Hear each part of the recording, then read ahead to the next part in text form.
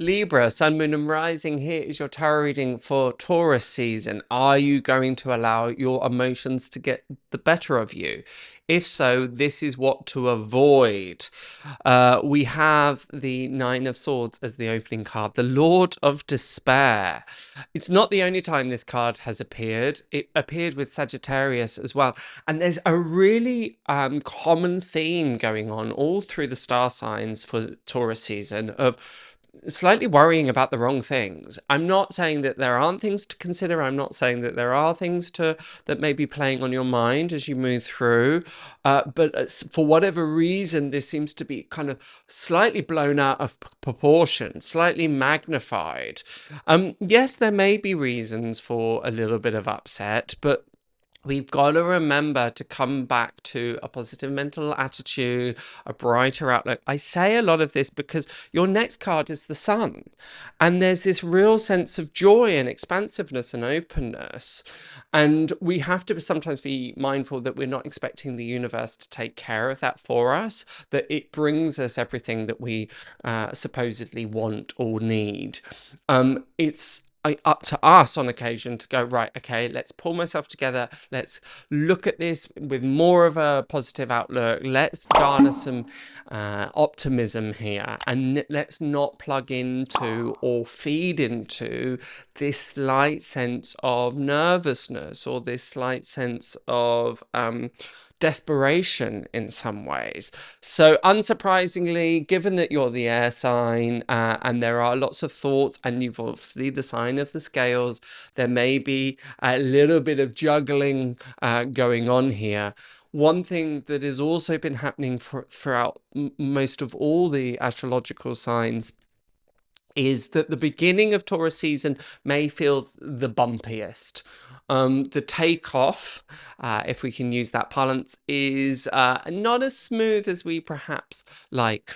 This is probably a bit of an energetic or astrological hang-up, or hangover rather, to the fact that a lot of the planets have been in retrograde. We've had Mars at the beginning of the year, then we had Mercury and Venus, of things feeling a bit trudgy.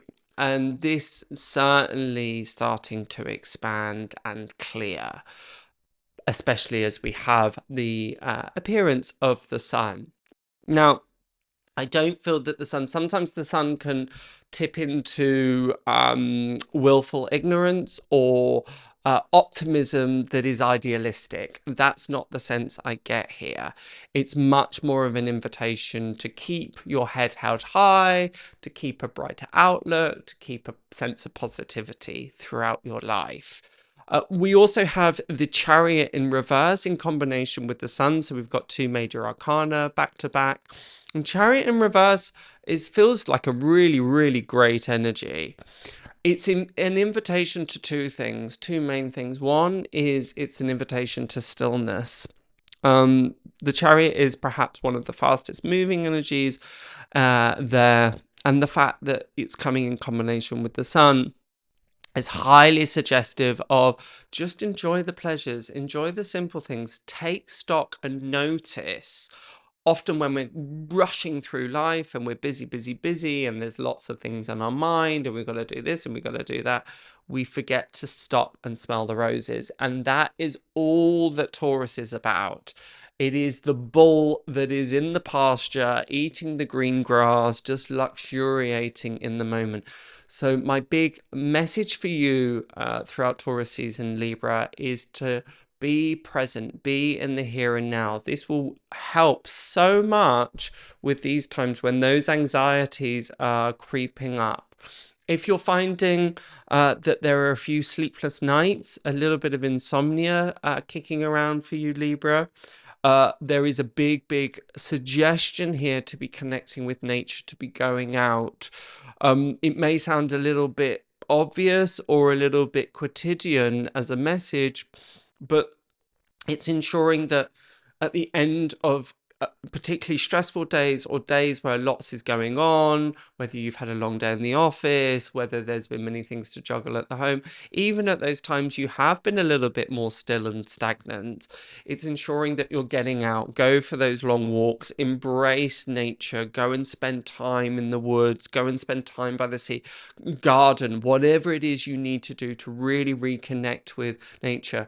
There have been studies done that working with nature in this way resets our circadian rhythms. It gets us into the natural rhythm of things. So at those times, in part, it's a really great displacement activity, especially in those times that we're perhaps overthinking, but also an opportunity to kind of, well, in its obvious way, get some vitamin D, get some fresh air, blow out the cobwebs, and there we feel refreshed and restored. Loving your Tarotscope so far?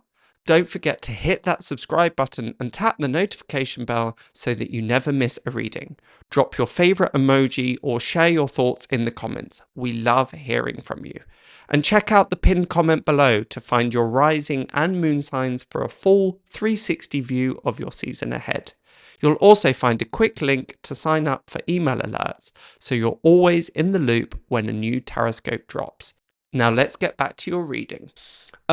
Also with the Chariot in reverse, the Chariot upright can talk about a lot of conflicting or combative energies, things that are trying to pull you in different directions. And this is something that is very much echoed with the Seven of Wands that is appearing in your reading. The Seven of Wands is the Lord of Valor, and it's often about needing to keep the upper hand, keeping other people's opinions at bay, or boundaries. It's very much the card of boundaries. The fact that you've got the Chariot in reverse, to me, is speaking more around the need here to simplify, to not try and take too much on. The Seven of Wands is often a card that is around learning the sacred no. So understanding within yourself what you are and aren't willing to put up with, but also just to ensure that you're not being pulled from pillar to post, that you're not trying to juggle too much. And this again would exacerbate this energy of worry. And the more that you're able to simplify and shave things back and kind of reduce and simplify, the more that you'll be able to sit into the energy of the sun. We round off your reading with the Five of Cups. The Five of Cups is the Lord of Sorrow, I believe, or the Lord of loss of pleasure. The Five of Cups is often an energy of don't cry over spilt milk. This is why I opened your reading with, are you going to allow your emotions to get the better of you, or those negative thought forms or limiting thought forms to get the better of you? The Five of Cups is always a card that reminds us to focus on what is working rather than what isn't. This is a message that I have said almost verbatim to Gemini, your fellow air sign. Really worth going to check out Gemini's video too, because that will give you some more indication, a bit more information on what's going on. And particularly if your sun, moon and rising overlaps in both Gemini and Libra, you're going to have to work particularly hard. But again, this is a bit of a collective message here for us to keep this sense of optimism going, to keep a positive outlook. And the Five of Cups very much summarizes that. If it were not for the appearance of the Sun card within your reading, I would, it's not that I don't sympathize anyway, but I would sympathize more. I would understand why some of these feelings are coming up.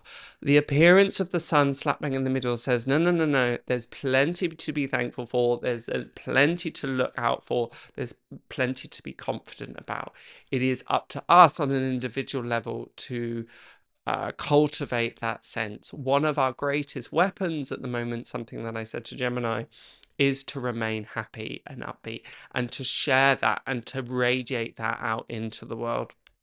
You may also find throughout Taurus season Libra, that you have to slightly distance yourself from those that have a slightly heavier energy, those that are perhaps a little bit more morose. That combination of the Five of Wands with the Five of Cups seems to present that. So just be mindful and aware, who are you exposing your energy to? And if at times you're feeling that people are being a bit of an energetic vampire, they're kind of sucking the joy out of things, then it's probably best to give them a bit of a wide berth. But other than that, yeah, all good. Stay positive, stay positive, stay positive, and just keep on swimming, as they say. Does that resonate? Love to hear in the comments below if it does. But until next time, have a wonderful, wonderful Taurus season, and I shall see you then. Bye for now.